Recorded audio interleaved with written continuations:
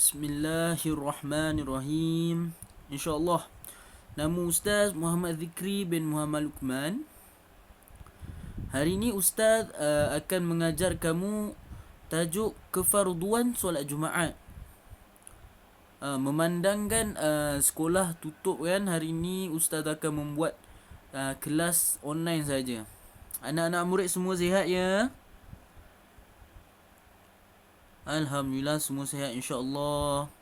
Sama-sama kita berdoa kepada Allah supaya diberi kesihatan yang berpanjangan dan dipermudahkan segala urusan kita insya-Allah. Baiklah, Ustaz hari ini akan mengajar kamu tajuk kefarduan solat Jumaat. Baik, semua jelas ya setakat ni? InsyaAllah semoga kita perbaiki niat kita untuk belajar hanya kerana Allah Ta'ala. Baik, sama-sama sebelum kita meneruskan pelajaran, kita berdoa insyaAllah. Bismillahirrahmanirrahim. Allahumma aftah alaina hikmataka wanshur alaina min khudaini rahmatika ya arhamar rahimin. Alhamdulillah. Amin. Baik, Ustaz teruskan pelajaran kita hari ini. Okey. Seperti yang semua murid-murid nampak kat sini, ada gambar orang memegang tongkat untuk membaca khutbah. Gelaran yang dipanggil pada orang yang baca khutbah adalah khatib. Okey, baik.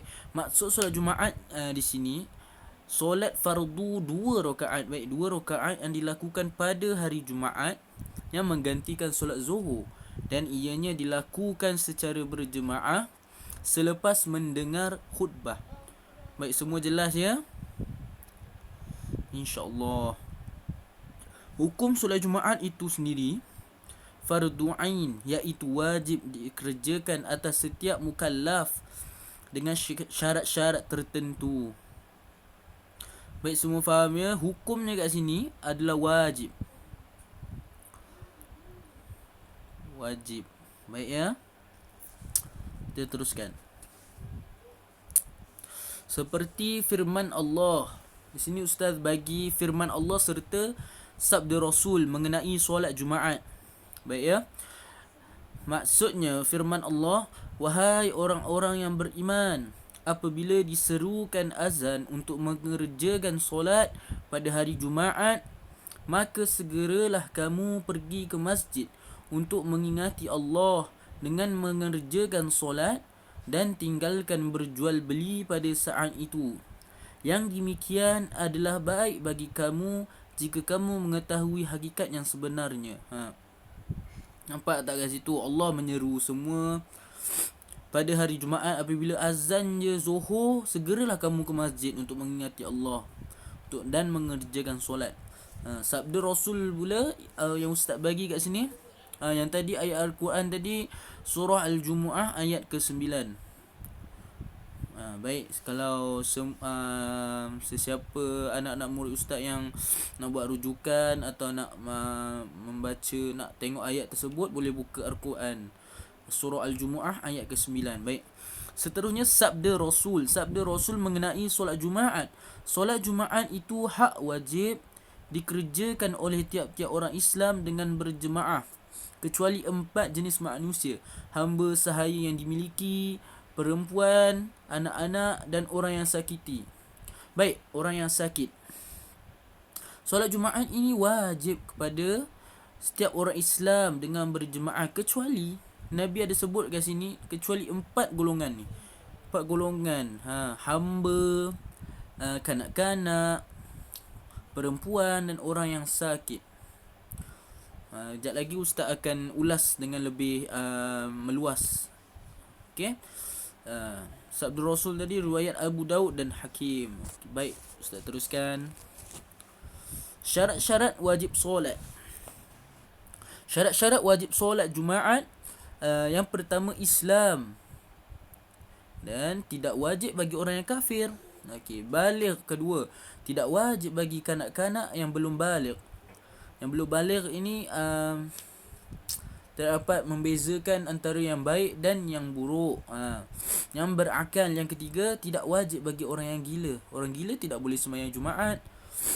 Yang keempat, merdeka, tidak wajib ke atas hamba abdi. Hamba tidak boleh ke solat Jumaat. Yang kelima, lelaki, tidak diwajibkan untuk orang perempuan. Pak tak kat sini saya ustaz sebagai seorang lelaki menyeru kepada orang-orang lelaki, bila mana PKP ini habis, bila mana solat Jumaat ada semula, sama-samalah kita solat Jumaat ya, insya-Allah. Besar pahalanya, sama-sama kita kumpul pahala insya-Allah. Yang keenam, sihat, tidak wajib bagi orang yang uzur dan berhalangan. Yang ketujuh, bermastautin atau bermukim, tidak wajib bagi orang yang musafir, insya-Allah. Okey, ustaz teruskan ya. Okey, ustaz bagi kat sini syarat sah solat Jumaat. Syarat sah solat Jumaat didirikan di dalam waktu zuhur. Yang pertama, dia memang pada waktu zuhur. Tempat mendirikan solat Jumaat itu hendaklah di suatu tempat yang telah ditetapkan, seperti masjid, dewan, padang dan sebagainya. Kalau padang ni, contohnya dalam kawasan pedalaman, biasanya kita susah nak mendapatkan masjid atau surau. Jadi diberi kelapangan untuk kita solat di padang. Okey, baik, semua jelas ya. Okey, yang ketiga, mestilah berjemaah dan sekurang-kurangnya 40 orang yang tinggal yang tinggal tetap di kawasan itu. Maksudnya jemaah bagi sembahyang Jumaat ni mestilah berjemaah dan sekurang-kurangnya 40 orang berjemaah. Baik, semua faham? Yang keempat, didahului dengan 2 khutbah. Okey, insya-Allah ustaz teruskan. Inilah 4 golongan orang yang dikecualikan daripada solat itu tadi, daripada solat Jumaat, seperti sabda Nabi tadi kan, yang ustaz tunjukkan tadi. Yang pertama, sakit, iaitu sakit yang menyukarkan untuk ke masjid atau bimbang akan memudaratkan penyakitnya. Sakit yang menyukarkan untuk ke masjid, sakit seperti sakit tenat lah, bukan sakit seperti lumpuh ke, itu dikecualikan kalau lumpuh. Kalau sakit biasa-biasa, kalau masih larat, masih diwajibkan ke atasnya, tiada alasan lah. Tapi kalau penyakitnya itu boleh membawa kemudaratan kepada orang lain, kalau dia keluar, tidak boleh. Sebab itu dapat memudaratkan orang lain lah, kesihatan orang lain, seperti yang kita lalui sekarang kan, ada coronavirus kan. Kita tidak diwajibkan lah untuk solat Jumaat, sebab semua masjid, tempat-tempat awam semua ditutup. Okey, yang kedua, disebabkan hujan. Jika hujan itu membawa kesukaran untuk pergi ke masjid. Hujan lebat, terlalu lebat hingga ribut, tidak dapat ke masjid. Kalau hujan hanya renyai-renyai hujannya, boleh menggunakan payung. Ketiga, musafir, iaitu orang yang keluar sebelum subuh untuk bermusafir. Orang yang bermusafir lah, seperti orang yang balik kampung. Contohnya dia balik kampung sebelum subuh dan sampai maksudnya dia sampai, contoh dia nak balik Terengganu, daripada Selangor nak balik Terengganu, bergerak sebelum subuh sampai waktu zuhur. Tidak diwajibkan untuknya untuk solat Jumaat, tapi dia boleh juga pergi ke masjid untuk solat Jumaat, insya-Allah. Yang takut dizalimi, orang yang bersembunyi kerana takut dizalimi, ini biasanya hamba. Biasanya waktu sekarang jarang kita nampak hamba-hamba kan. Biasanya ini pada zaman-zaman Arab Quraisy dahulu, ramai hamba-hamba yang takut untuk keluar untuk sembahyang Jumaat, kerana pengaruh orang-orang kafir kan kuat dahulu pada masa Arab Quraisy. Semua jelas ya, insya-Allah. Okey, ini perkara sunat, perkara-perkara sunat dilakukan pada hari Jumaat. Mandi sunat hari Jumaat, terutama ketika hendak berangkat ke masjid. Mandilah, mandi sambil berniat sunat solat Jumaat. Insya-Allah pahala besar. Yang kedua, memotong kuku, mencabut atau menggunting bulu ketiak, hidung, misai. Itu yang ketiga. Baiklah, bersugi. Yang keempat, kelima, memakai wangi-wangian. Keenam, berhias diri dengan memakai pakaian yang bersih dan cantik. Pakailah pakaian yang terbaik yang kamu ada. Anak-anak murid ustaz boleh ya, pakailah nanti cakap dengan mak, ayah, mak, ayah, hari Jumaat ni saya nak pakai pakaian yang cantik-cantik, nak tunjuk bukan apa, sebab nak menghadap Allah, nak berwangi-wangian. InsyaAllah pahala besar tu. Bersegera pergi ke masjid. Ketujuh, berniat iktikaf. Yang itu yang ke-8. Yang ke-9, solat tahiyatul masjid. Sebaik saja masuk ke dalam masjid. Selepas ambil wudu, nak dengar khutbah. Sebelum dengar khutbah tu, ambil wudu dan duduk di saf dan solat tahiyatul masjid 2 rakaat, insya-Allah pahala sunat. Baiklah, yang terakhir, banyakkan berselawat ke atas Nabi Muhammad sallallahu alaihi wasallam, insya-Allah. Semoga kita mendapat syafaat Nabi di hari akhirat kelak. Antara selawat yang biasa kita dengar kan, selawat antara biasanya, Allahumma salli wa sallim ala Sayyidina Muhammad wa ala ali Sayyidina Muhammad. InsyaAllah kita ulang banyak kali, insya-Allah pahala besar. Anak-anak ustaz, baik ya? Ada apa-apa soalan anak-anak ustaz? Okey, tiada, insya-Allah. Ustaz teruskan ya. Okey, baik. Baiklah, Ustaz teruskan. Ustaz teruskan dengan kat sini kelebihan daripada solat Jumaat. Antara kelebihan daripada solat Jumaat, yang pertama, solat Jumaat ni kamu kena tahu yang hari Jumaat ni hari bagi kaum muslimin, hari berkumpulnya kaum muslimin, insya-Allah. Hari berkumpulnya kaum muslimin untuk mengeratkan lagi silaturahim sesama Islam, supaya ikatan mahabbah sama Islam itu terjalin. Yang kedua, hari mustajab untuk berdoa. Hari Jumaat ini ya, antara kelebihannya. Yang ketiga, hari lebih utama untuk bersedekah. InsyaAllah apabila kita melakukan apa-apa amalan di dalam hari Jumaat ini, kita akan mendapat gandaan pahala, ganjaran pahala yang berlimpah, insya-Allah, apabila kita melakukan suatu amalan dengan ikhlas dan niat hanya kerana Allah Ta'ala. Yang keempat, hari Jumaat ini adalah penghulu segala hari. Yang kelima, hari Jumaat adalah hari yang dihapuskan dosa-dosa kita, insya-Allah. Jadinya daripada sini ustaz nak cakap, ustaz nak menyeru anak-anak ustaz, tak kira lelaki atau perempuan. Kalau perempuan tidak diwajibkan, tetapi anak-anak perempuan, kanak-kanak perempuan, orang perempuan sendiri boleh berselawat, boleh melakukan amalan-amalan yang boleh amalan-amalan berselawat dan sebagainya, supaya dapat meningkatkan pahala, menambah pahala kita dan memperbetulkan niat kita hanya kerana Allah. InsyaAllah. Jelas ya anak-anak ustaz? Ada apa-apa soalan ke? InsyaAllah. Kalau tiada, ustaz teruskan ya. Okey,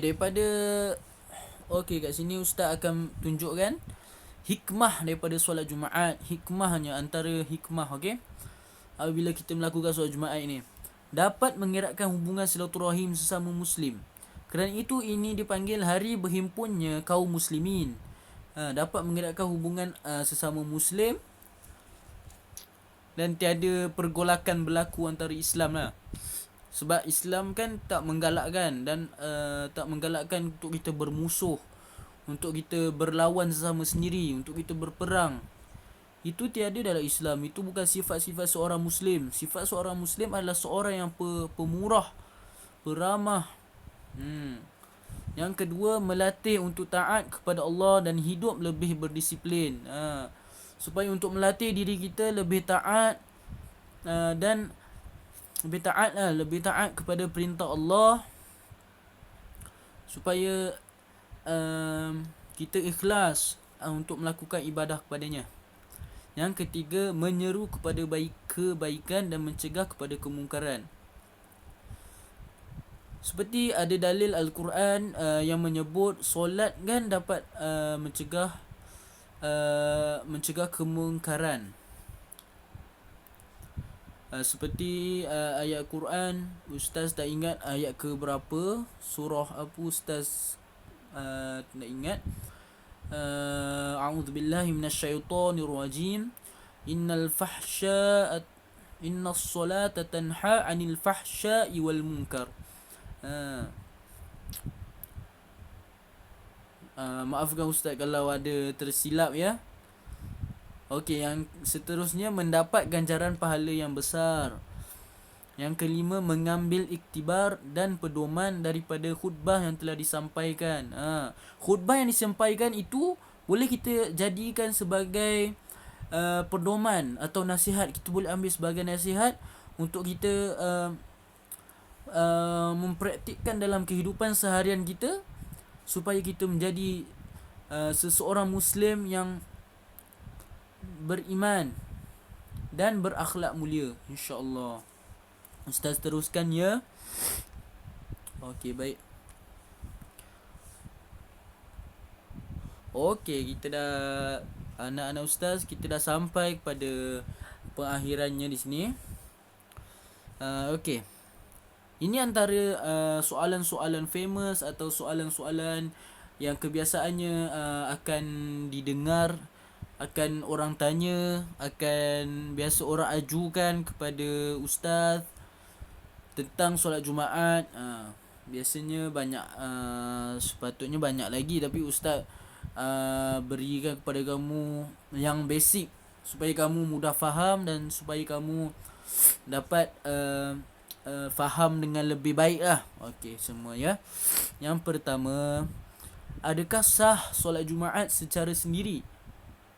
Jawapannya kat sini tidak sah, kerana solat Jumaat diwajibkan dilakukan secara berjemaah seramai 40 orang sekurang-kurangnya. Okey, yang kedua, apakah fungsi dua khutbah di dalam solat Jumaat? Seperti yang dikatakan, fungsi dua khutbah dalam solat Jumaat adalah untuk menggantikan dua rakaat solat fardu zuhur. InsyaAllah fahamnya semua ya. Apakah hukum solat berjemaah? Apakah hukum solat Jumaat? Kat sini Ustaz tersilap. Okey, apa ya Ustaz? Okey, jawapannya adalah fardu ain, adalah diwajibkan kepada semua lelaki. Dan terdapat kan tadi ada 4 kan golongan yang tidak diwajibkan. Hanya itu saja yang tidak diwajibkan solat Jumaat. Adakah padang sesuai dijadikan tempat melakukan solat Jumaat? Sesuai, jika tiada tempat yang lebih selesa lah. Tiada tempat yang lebih selesa seperti masjid atau surau di tempat berdekatan. Kalau sudah nak masuk waktu zuhur, tapi masjid atau surau berjauhan, kita dibolehkan solat di padang, di tempat yang lapang, kalau kita berada di satu tempat pedalaman. Baik. Yang kelima, kenapakah hari Jumaat dipanggil penghulu segala hari? Okey, hari Jumaat dipanggil penghulu segala hari kat sini adalah kerana pintu rezeki terbuka. Maksudnya pahala dilipat gandakan. Hari Jumaat adalah hari yang mulia. Hari Nabi Adam dilahirkan. Baik ya. Apakah gelaran kepada orang yang membaca khutbah? Seperti yang ustaz cakap tadi, yang pertama tadi, pertama yang tadi, apakah gelarannya? Khatib, orang yang baca khutbah. Adakah tidak dibolehkan seseorang menghadiri solat Jumaat hanya dengan memakai baju biasa? Dibolehkan orang Islam untuk solat Jumaat. Tak kisah dia nak pakai pakaian apa sekalipun, tetapi menghormati jemaah lain lah.